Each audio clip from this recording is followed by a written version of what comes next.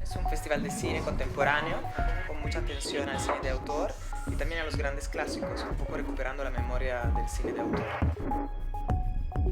Son películas novedosas, de vanguardia, que vienen de todo el mundo, de todos los festivales más importantes, digamos un poco de las secciones. Bueno, ya vieron 24 de febrero, hay que estar muy pendientes porque FICUNAM ya dio a conocer, acaba de dar a conocer, ahorita vamos a conocer todos los detalles de la sexta edición de su Festival Internacional de Cine. Roger Cosa está con nosotros para platicarnos acerca de cuáles son las presencias interesantes, qué vamos a poder ver, qué vamos a disfrutar, charlas, en fin, bienvenido. Muchas gracias, Roger. No, muchas gracias a ustedes por traerme acá y venir después de Jimi Hendrix es lo mejor que me puede pasar. Seguimos de buen nivel.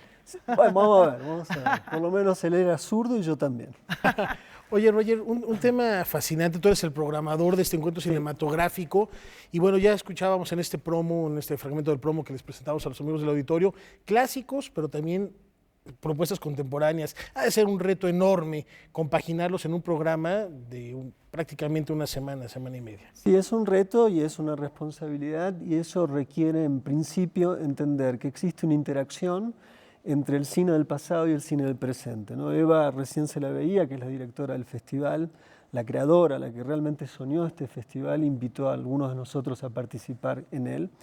Entendió rápidamente que si se va a plantear el cine de vanguardia, si no está secretamente en diálogo con la historia del cine y sus distintas etapas de la historia del cine, la vanguardia termina siendo un gesto vacío. Entonces, en este sentido, me parece que desde el inicio nosotros tuvimos una idea de que íbamos a plantear una discusión de lo que se puede pensar como el cine contemporáneo, pero el cine contemporáneo debe estar ciertamente en algún tipo de asociación secreta, diría yo, inspirada. Siempre hay diálogos en el arte. El arte no es una... Hay un problema quizás contemporáneo, justamente, que muchas veces se piensa el arte sin historia.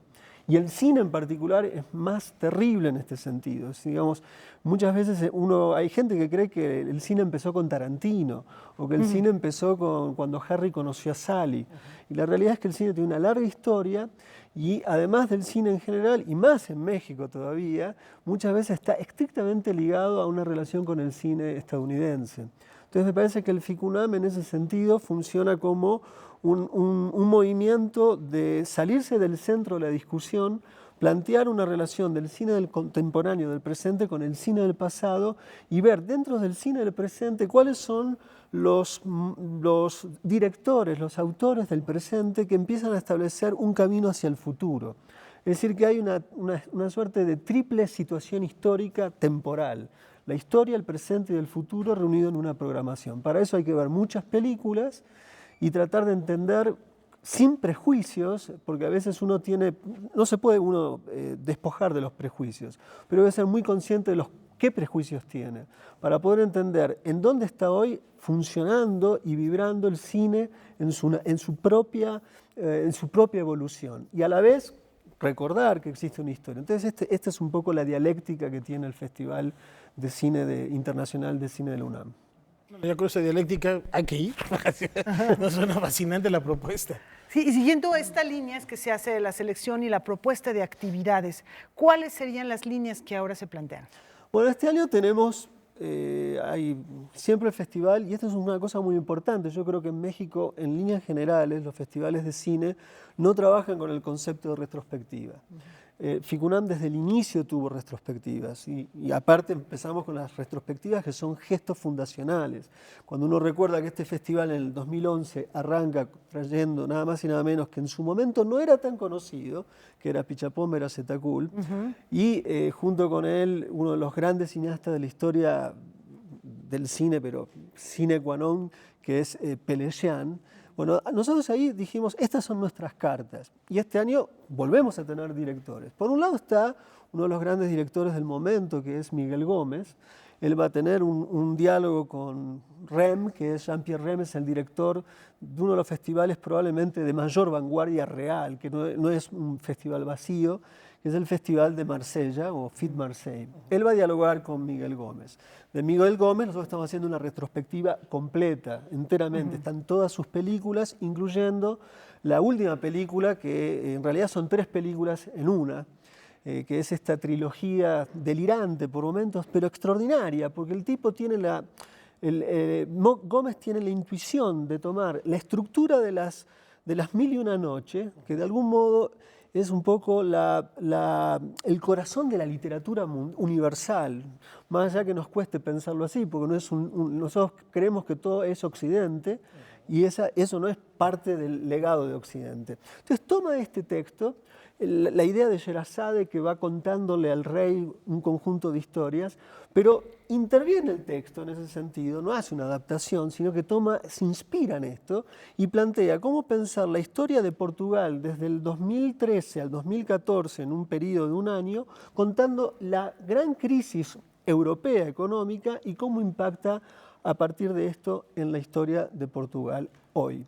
Y es genial porque está la literatura, el cine, la denuncia política, la inspiración lúdica de la literatura en función de las Mil y una noche, bueno, y de todo eso van a estar hablando eso es uno de los puntos muy fuertes, Miguel Gómez con Jean-Pierre Rem. Entonces, en este sentido, me parece que es algo genial. Primero ver esas películas que son increíbles, ¿no? La película arranca con todo el conjunto de despidos, donde precisamente se va viendo que algo está sucediendo en Portugal, despidos fundamentalmente vinculados con la gente que trabaja en los puertos y quienes hacen barcos.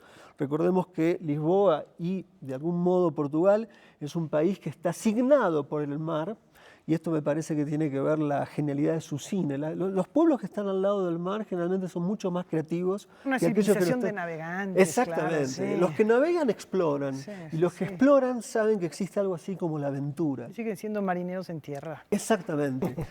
Y eso es lo que tienen las películas.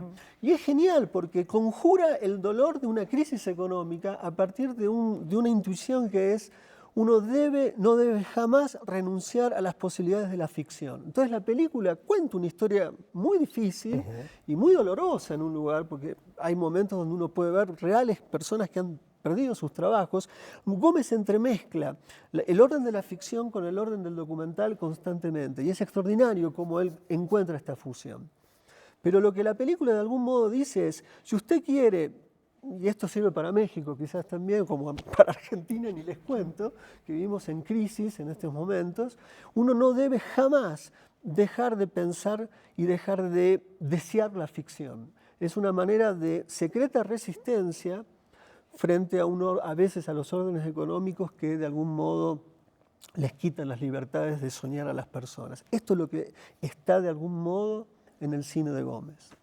Y me parece también fascinante, no solo en este cine de Portugal o de Argentina, como bien refieres, acaba de arrancar también la Berlinale en Alemania, y eso me parece fundamental, el reflejo de las inquietudes, de las esperanzas.